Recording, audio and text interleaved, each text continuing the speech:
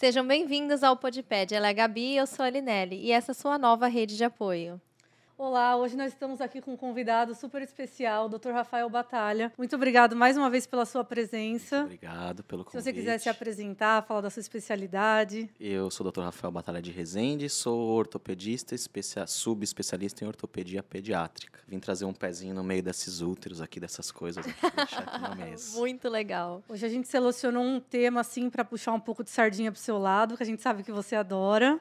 O pé torto congênito. Se você quiser falar alguma coisa pra gente. É muito comum, não é? Muito. Por que eu adoro, né? Na verdade, o meu maior interesse foi pela história do pé torto congênito, porque houve uma mudança radical, né, no jeito em que esses pés são tratados, de uns 20 anos para cá, mais ou menos, porque, né, essa mudança aconteceu após um protocolo do Dr. Inácio Ponseti, já falecido, em que ele fez um trabalho, né, ele inventou esse protocolo de tratamento, acompanhou crianças, né, fez esse tratamento por quase 30 anos até lançar o trabalho que ficou consagrado e que mudou radicalmente a história do pé torto congênito. Então, o pé torto congênito é uma malformação, é a malformação mais comum dos membros inferiores, então uma criança a cada 1000 que nascem tem pé torto congênito. É uma variação nessa incidência, nessa estatística, que tem muito a ver com países em desenvolvimento e subdesenvolvidos. Isso é muito interessante, a gente não sabe por quê. Talvez alguma coisa genética, ou puramente genética, ou relacionado à desnutrição, alimentação, alguma coisa desse tipo. O fato é que a gente vê em países subdesenvolvidos muito mais casos do que em países desenvolvidos. Então,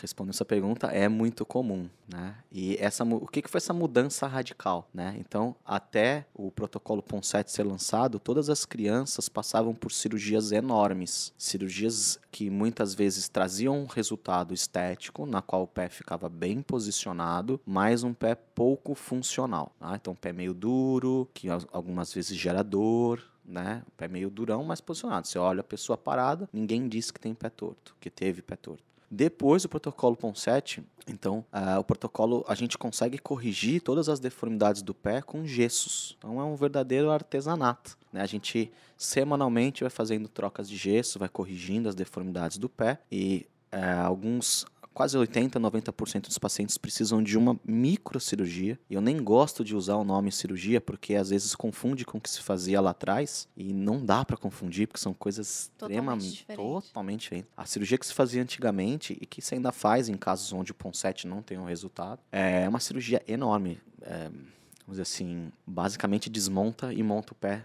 novamente. E no Ponseti o que a gente faz é cortar um tendãozinho, às vezes não toma nem ponto, toma um ponto, ajuste 2 fino pontos. ali. Ajuste fino total, essa é a palavra. E depois essa criança usa uma órtese, né? Usa uma botinha, né? Uma órtese até os 3, 4 anos de vida, uma órtese de manutenção. E aí a grande diferença, ou seja, você foi muito pouco agressivo, você foi muito barato, isso a gente tem que pensar, até por ser muito comum em países subdesenvolvidos, tem que ter um tratamento eficaz e barato. Tratamento eficaz, barato, pouco agressivo. E aí o melhor, que entrega um pé completamente funcional. Então, um pé maleável, um pé forte, um pé indolor, né? Então, essas crianças têm uma atividade normal. Brinca, corre, joga bola, faz o que quiser, né? Então, essa é o porquê aí da paixão do pé torto. Como que a gente pode fazer esse diagnóstico? Às vezes a gente pega bastante bebê que nasce na maternidade com aquele pezinho torto que a gente fica na dúvida. É posicional? Isso. É pé torto congênito mesmo? Perfeito. Então, existe esse diagnóstico diferencial, que é o pé torto posicional ou postural. Então, o pé torto congênito, ele é um pé torto, ele é um pé mal formado, as estruturas são mal formadas, são displásicas. Então, a grande diferença do posicional é a rigidez. Então, o pé torto congênito, você pega esse pé, né, existem algumas deformidades, equino, cavo, varo adulto, que é o pé que fica para dentro. A posição do pezinho, né? Isso. Então, o pé torto congênito, você numa manipulação, você não consegue trazer ele para fora. Ele fica duro naquela posição torta. Numa única manipulação, você consegue movimentos pequenos, que é o que a gente faz no gesso. A gente vai corrigindo as deformidades semanalmente, em gessos seriados, mas coisa pequena. O pé torto postural, não. Ele é um pé super bem formado, mas provavelmente no final da gestação, faltou um pouquinho de espaço. Ele adotou aquela posição, por isso que é posicional postural, e aí ele se acomodou ali. Então, ele pegou aquela forma, né? Sim. Mas você pega esse pé e ele é completamente maleável. Você leva ele para onde você quer. Então, é clinicamente não é difícil você fazer esse diagnóstico, né? Diferenciar um do outro. O diagnóstico é só feito depois que o bebê nasce ou dá para ver na barriga da mãe? Dá para ver. Então, na ultrassonografia morfológica, você consegue. Diagnosticar. É muito importante. Eu amo quando eu atendo a gestante. Por quê? Porque ela já sai do meu consultório sabendo o que vai ter que fazer, né? E o tratamento precoce é muito legal. Então, o próprio Ponseti dizia que já começava na maternidade, né? Hoje, na prática, a gente espera até a alta. A gente fala assim, caiu um umbiguinho, vem para tratar. A gente começa ali com 2, 3 semanas, tá de bom tamanho, tá? Se começar antes, ótimo. Tive uma colega, a Débora, que é ginecologista, e começou muito bem, muito antes, enfim. E os pés, quanto antes, melhor. Mas a gente dá essa folga para a mãe se acostumar, ainda mais se for mãe de primeira viagem, né? Sim. E todo pé torto patológico tem que tratar? Tem que Ou tratar. depende? Se for pé torto congênito, tem que tratar. tratar. É, porque é uma deficiência física, tá? Então, esses pacientes, inclusive, eles têm o direito de receber, caso não tenha condição financeira, eles entram numa lista de deficiência física, eles têm direito a receber benefícios por isso. Então, se não tratado, você vai ter uma pessoa deficiente física. Essa é uma discussão muito bacana, porque as mães não querem, principalmente porque o tratamento tem uma resolução tão boa, que elas falam, não, meu filho não é deficiente físico. E não é mesmo, a gente deve ver um monte por aí que nasceu com o pé torto e você não sabe. E resolveu... Mas se não tratado, vai ser um deficiente físico, né? Então, tem peritos que não dão benefício, apesar de estar, porque mas seu filho tá normal e tal. Então, num geral, a gente pede, pelo menos, para que até o final do tratamento, aquela família receba o benefício, pelo menos para custear o tratamento. Mas tem que tratar. E o tratamento é feito com gesso. Quanto tempo que vai demorar para resolver ter essa... Vamos lá. Então, assim, o protocolo ele é muito bem marcado. É claro que existem exceções, sempre tem exceção, tá?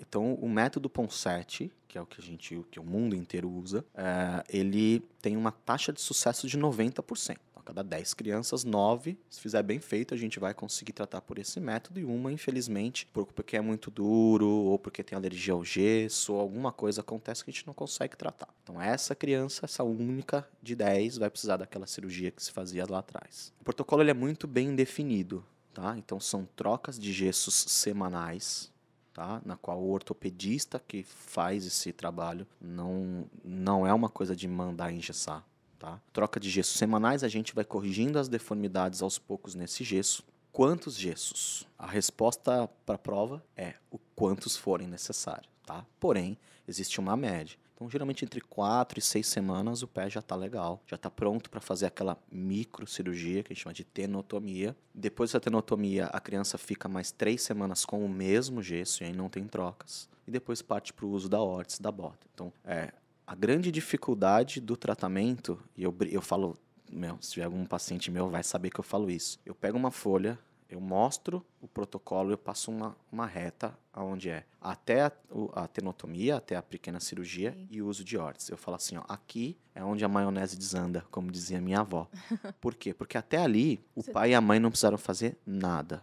Só levar a criança para mim. A partir dali, os pais é que têm que usar a órtese em casa. Quais são as dificuldades de adesão do uso da órtese, né? Primeiro, é uma órtese de manutenção. Então, aquele pé já está corrigido. Você olha o pé da criança, ele não diz que tem pé torto. Aí dá uma vontade de falar, mas já está tão bonitinho. Aquela tentação, né? Já está tratado, tanto assim. já está bonitinho, vamos ver no que vai dar. Esse pé volta a entortar, que a gente chama de recidiva, tá? Então, se não usar a órtese, o pé vai voltar a entortar. Então, Então, a primeira tentação é essa. Como é uma órtese de manutenção, você olha e fala, pé lindo, e quanto maravilhoso. Tempo mais ou menos usa? Tem um protocolo super bem estabelecido. Os primeiros 3 meses, a criança usa 23 horas por dia. Só tira para tomar banho, um banhão de 1 hora. Tá? Depois desses 3 meses, claro, tudo isso com acompanhamentos. Depois desses 3 meses, está evoluindo bem, de 14 a 16 horas por dia de uso, sempre que estiver dormindo. Então, vamos supor que numa somatória de horas, a criança durma 10 horas por dia, seja no sono noturno ou na soneca da tarde. Você tem mais 4 horas para adicionar de uso de bota, ou fica às 4 logo que acorda, ou bota 2 horas antes de dormir. Tem que ter essa somatória. Só uma dúvida, assim, para quem não sabe, o que é uma órtese? Órtese é tudo que o ortopedista usa, que o povo chama de botinha. né? Então, são aparelhos externos. Eu devia ter trazido um, mas depois, se vocês A puderem gente põe colocar. uma fotinho aqui. É a órtese usada, né, no protocolo PON7 do pé torto, uma órtese de abdução chamada Dennis Brown, tá?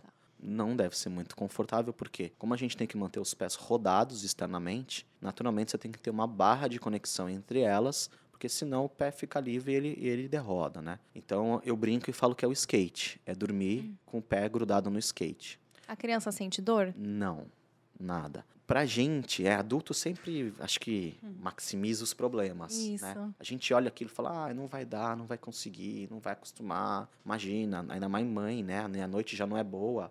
Como é que vai ser com isso? As crianças se adaptam. Claro que não é fácil. Primeiras Sim. 2 semanas não é fácil. Mas elas se adaptam tanto que eu tenho nenhum, nem dois, vários pacientes que chegam na idade da alta, 3, 4 anos. Ó, a partir de hoje, parabéns, não precisa mais usar nada. Está liberado. A criança chega à noite e não consegue dormir sem a órtese. Sem a botinha. Pede, mamãe, cadê minha botinha?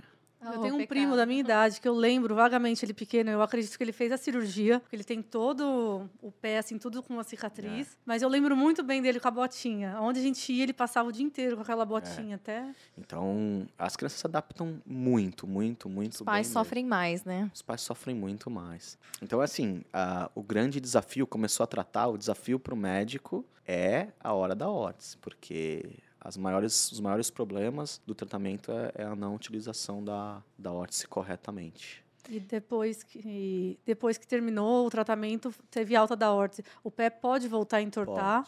Pode. É muito mais raro, né? Então, se chegou nessa idade de 3, 4 anos de idade, fez tudo direitinho, o pé no exame físico tá bacana, raio-x normal, muito provavelmente vai evoluir bem. A gente faz um acompanhamento até o final do crescimento. Na ortopedia pediátrica a gente tem isso. Enquanto está crescendo, a deformidade pode aparecer, pode voltar. A gente faz esse acompanhamento, mas dificilmente. Até os 4 anos é a chave do sucesso ali. E eu já tive inúmeras histórias, né? Eu já vamos falar, briguei, que pega mal, já discuti com uma colega, por exemplo, que o paciente internou no hospital com outro problema de saúde, não estavam conseguindo acesso venoso e queriam pegar no pé. Aí a mãe me ligou desesperada, doutor, eu falei, não deixa. Não vai Tirar? pegar. Não deixa. Aí, Tirar, aí perder você, tudo que já tinha feito até ali, a né? colega falou assim, não, mas veja bem, é muito mais importante. Eu falei, não vai perder todo o tratamento com gesso e tal. Então, no fim, acabou achando lá um outro acesso venoso e a botinha ficou no lugar. Deu jeito, a botinha resistiu ali. Deu jeito, resistiu. Graças a Deus. E uma dúvida que eu acho das mães. Depois que você dá alta, não tá usando mais a botinha, teve a alta, com que frequência tem que ir no ortopedista? Só se ela perceber que tá voltando ou uma vez no ano, 2 vezes? Como é que é esse acompanhamento A que é gente, feito? a gente depende do caso, ou a cada 6 meses ou uma vez no ano. Deixar para os pais perceberem a Arriscado. recidiva é arriscado, porque os primeiros sinais são coisas muito específicas, né? Específicas ao exame físico, ortopédico, alterações radiográficas, então não dá para deixar isso na conta dos pais, né? A gente acaba fazendo esse acompanhamento. Ainda dentro do método de tratamento, do protocolo, existe também, né, descrito uma outra cirurgia, que não é muito comum, que é uma transferência de um tendão, mas é quando que ela está indicada. Então, o paciente entre 4 e 6 anos, você examina, o pé está super bem posicionado, ele é maleável, você faz o raio-x, ele tá bacana, mas ele tem uma deformidade dinâmica, que a gente fala. Então, tá tudo bonitinho enquanto tá parado, na hora que vai andar, e o pé tende a entrar um pouco. A gente faz uma outra cirurgia também, bem mais tranquila do que aquela que se fazia antigamente, tá descrito, mas é coisa pequena, perto do que se fazia antigamente. Não... Tem algum tipo de sapato específico para usar depois ou vida normal? Vida Tênis? normal. Lembra que a partir do momento que a criança vai para essa órtese de abdução, ela já é uma órtese de manutenção, ou seja, esse pé já está corrigido. Então não precisa de mais nada. Então tênis, hoje em dia nem existe mais, tá? Esse negócio de bota ortopédica, tênis ortopédico, é muito mais marketing do que funcional. do que ciência, né? É igual colchão, né? O vendedor de colchão vende colchão de jaleco, né? Te dá a impressão de que há uma baita ciência envolvida. Já repararam o nome de loja de colchão? É Ortobon, Doutor do Sono. É tudo querendo incutir na sua cabeça de que tem alguma ciência ortopédica né? envolvida, e não tem. né? Não tem. Tanto não tem que tem vários tipos de colchão, né? Sim. Se não tivesse um que era ortopédico, todo mundo ia ser naquele. Não tem. Aquele, exatamente. Então é a mesma coisa. Não existe mais esse negócio de bota ortopédica. Raríssimos casos de necessidade, mas no pé torto congênito é o Ponsete e só. E vamos aproveitar que você está aqui, já vamos puxar uma sardinha para o nosso lado. A gente queria falar um pouquinho sobre fratura de clavícula. No recém-nascido. É comum, não é? É comum. É assim, toda vez que eu tô no consultório, entra uma criança, né, uma mãe com um bebê. Então eu olho lá, tem dias, ou um Você mês. já sabe. Não, na minha cabeça vem assim, vamos lá. Ou é displasia do quadril, ou é pé torto congênito, ou é fratura de clavícula. Dentre esses três, eu torço muito para ser uma fratura de clavícula. Quando o paciente chega, essa fratura está consolidada já, né? Então, é uma coisa comum, uma complicação geralmente de um parto difícil, né? Que é super explicável. Geralmente Ninguém bebê tem grande, culpa. né? É. E do ponto de vista ortopédico, evolui muito bem, muito bem. Teoricamente, a gente nem precisa fazer nada. A gente acaba fazendo algum tipo de imobilização para a criança não sentir dor, Sim. tá? Então, a gente geralmente fala, ó, pega uma roupinha, bota um alfinete, não precisa fazer giro, não precisa fazer nada. Só deixar a mão parada. A gente pega um bodezinho de botão, que aí você bota a mão no espaço entre um botão e outro, bota um alfinete e deixa paradinho. Simplesmente para o neném não ficar mexendo e E não evitar a sentir dor, né? É, porque assim, não depende do desvio, a clavícula pode ficar, dá um nó que ela vai lá, consolida e remodela. Tá tudo bem. Eu até brinco com alguns pacientes meus, né? As mães sempre ficam um pouco chateadas, né? Sim. E eu falo assim, já agradeceu o seu obstetra hoje? Elas não entendem muito o que eu falo. Assim, cara, seu filho é saudável. Sim. Clavícula já acabou. Então, com certeza foi um parto difícil. Então, para preservar a vida, para preservar o cérebro, Acabou acontecendo. preservar o coração, acabou acontecendo isso daqui que se resolveu em 10 dias, né? Então, elas não entendem quando eu falo, e aí, já agradeceu? Se eu fosse você, ela dava um presente pro obstetra. Eu acho que aqui tem aquela cultura, né? Quando fala fratura, quebrou a clavícula, meu Deus, vai ter que fazer cirurgia, vai ter que usar gesso. Eu acho que é a maioria das dúvidas das mães aí. As fraturas em recém-nascidos são muito benignas, né? Elas consolidam extremamente rápido, muito mais rápido do que qualquer um de nós. E ela aceita muito desvio. A criança tem um metabolismo muito acelerado, então o poder daquele osso de remodelar, de retomar sua forma original é muito grande. Então a clavícula pode ter desvio, pode ter, enfim...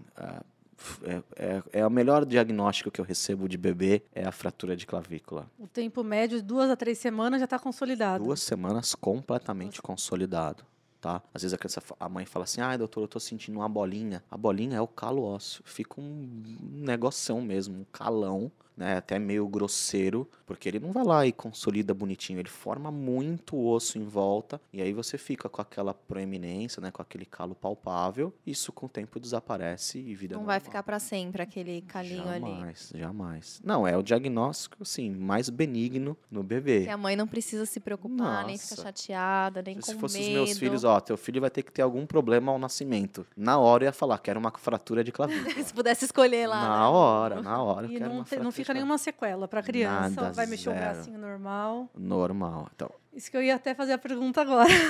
deixou a bola quicando, né?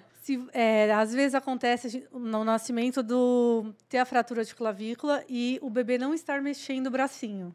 Tá. Aí já tem um outro problema junto. Mas é uma complicação. Na verdade, é raro.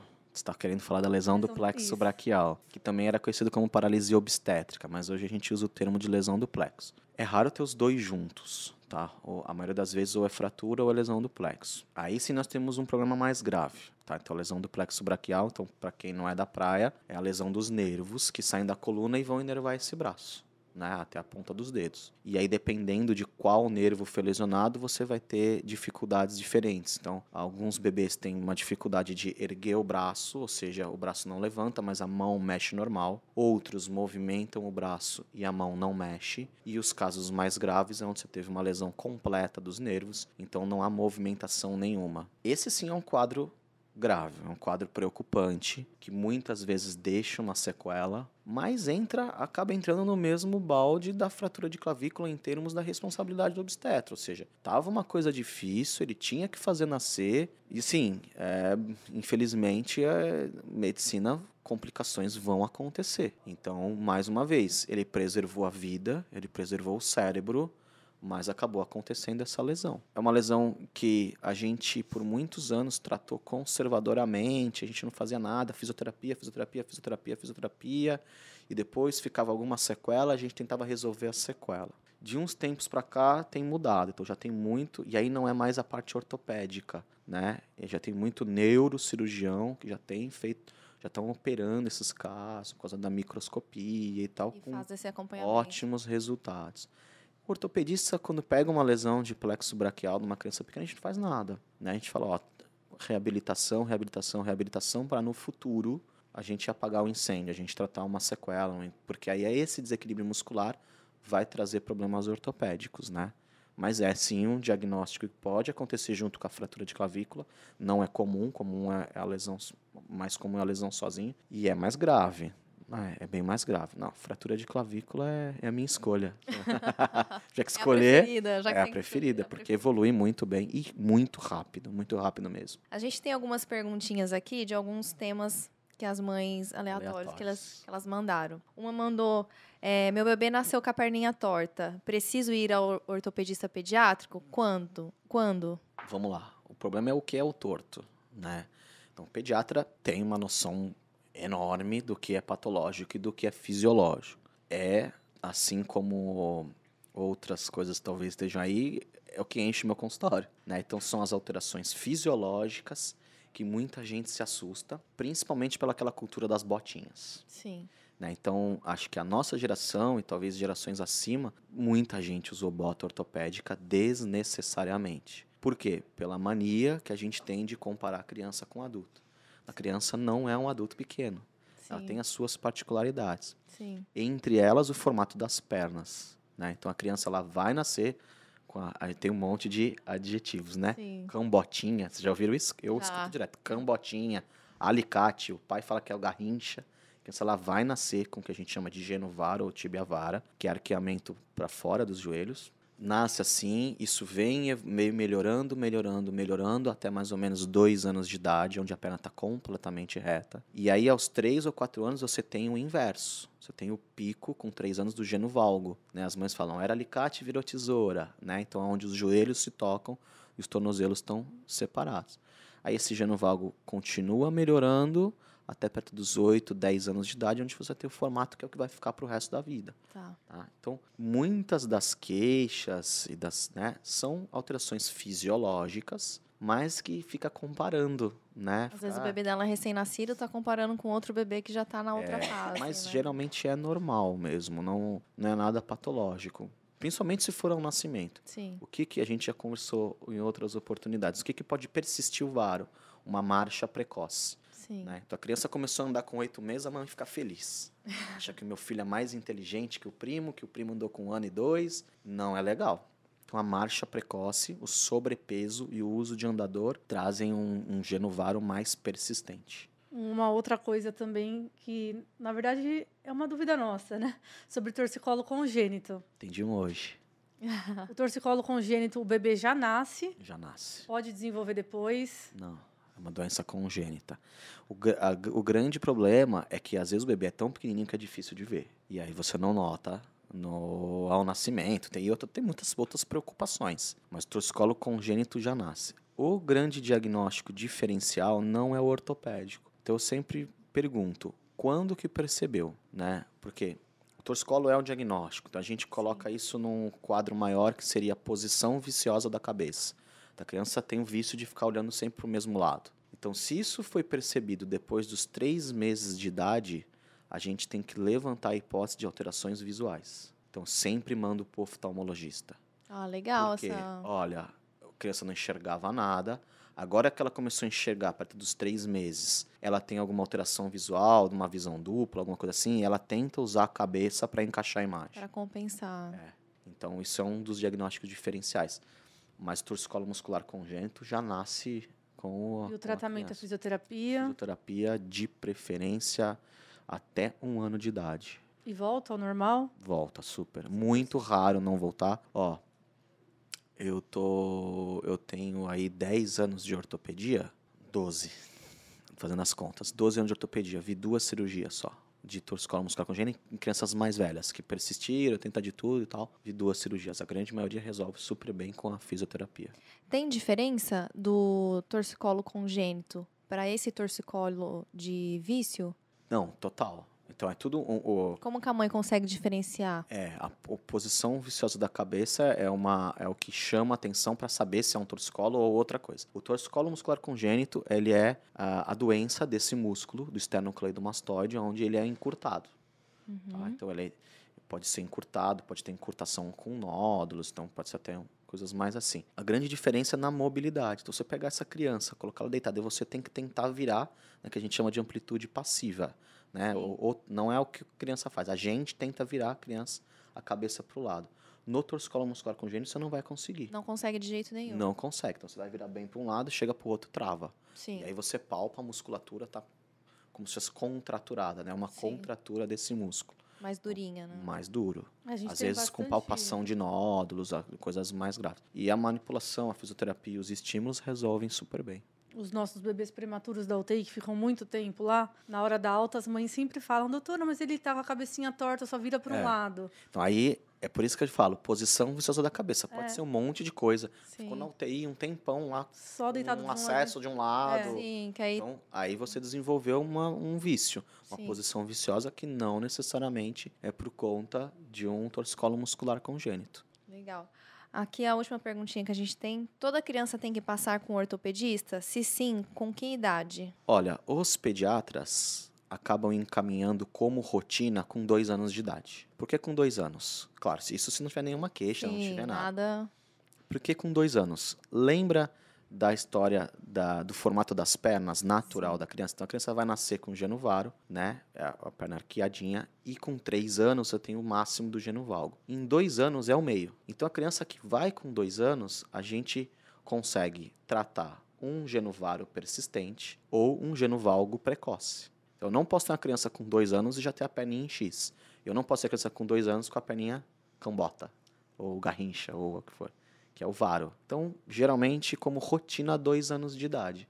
Com 2 anos, a gente consegue avaliar tanto essa questão do formato das pernas, assim como um exame físico da marcha. Porque muitas das queixas são relacionadas a isso. Meu filho pisa torto, meu filho cai muito, meu filho tem o pé chato. Então, com 2 anos, a criança já tem 1 ano de marcha, né? Colocando na média que começou a andar com 1 ano, você já vai ter 1 ano de marcha, já tem uma marcha, do ponto de vista neurológico, ainda não é completamente maduro, mas uma marcha, né, um ato de caminhar já mais maduro. Eu brinco, falo que é o motorista já tirou carta, né? Então você consegue avaliar melhor. Então, com 2 anos, se o paciente não tem queixas, que como rotina é o ideal. Tem mais perguntas. Falou que era eu falei que era a última e não é não. Acabei de ver aqui, tem mais. Meu filho senta em W, faz mal? Tem um, Senta com as perninhas. tem um vídeo no meu Instagram, hein? A gente deu uma roubadinha lá. Cara, isso daí é assim, né? A gente vai ficando mais velho, vai ficando mais calmo, né? Eu, quando era mais jovem, que eu acabei de me formar, eu entrava na internet, discutia lá com um monte de gente. Se colocar essa pergunta no Google, acho que 98% das vezes vão falar que não pode. Não sei de onde. Talvez a mesma história que eu já falei de querer comparar a criança com um adulto. Então, a criança não é um adulto pequeno. Então, você entra na internet, vai achar um monte de coisa, um monte de besteira. Se o seu filho não tem nenhuma doença, principalmente coisas neurológicas, você tem certeza que ele não tem nenhum problema neurológico, pode ficar tranquilo, tá? Então, a criança ela senta em W por uma alteração anatômica fisiológica, tá? Que é a anteversão femoral. O que é isso? Vai estar nome feio, mas basicamente para dizer que o fêmur da criança ele é torcido para dentro. Claro que precisa de um exame físico saber se é isso, mas enfim, é fisiológico. Esse fêmur torcido faz com que a criança tenha muito mais facilidade para rodar o quadril internamente do que externamente. Então aquilo é o conforto dela. Inclusive, para essas mães que falam, senta em W e tal, mas eu corrijo, eu sempre pergunto, dá certo? Não, não dá. Porque ele prefere Doutor, sentar em é o W. confortável para a criança, porque ela não é igual ao adulto.